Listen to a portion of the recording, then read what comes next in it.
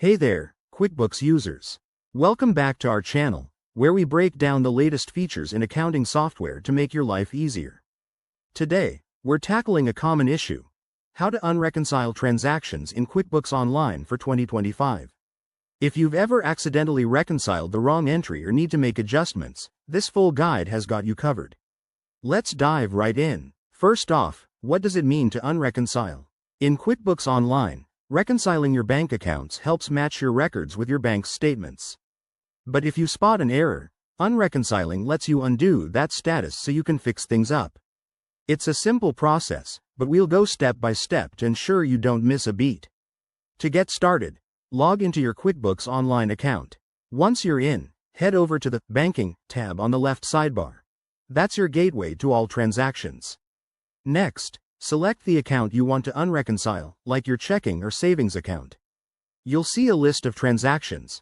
Look for the ones marked as reconciled. They usually have a checkmark icon. Now, here's where the magic happens. Click on the transaction you need to unreconcile. In the 2025 update, QuickBooks has made this even smoother. Right-click on the transaction or use the Edit option. A drop-down menu will appear. Select Unreconcile. QuickBooks might ask you to confirm this action, so double-check you're selecting the right one to avoid any mishaps. After confirming, the transaction will revert to an unreconciled state, allowing you to make edits or deletions as needed.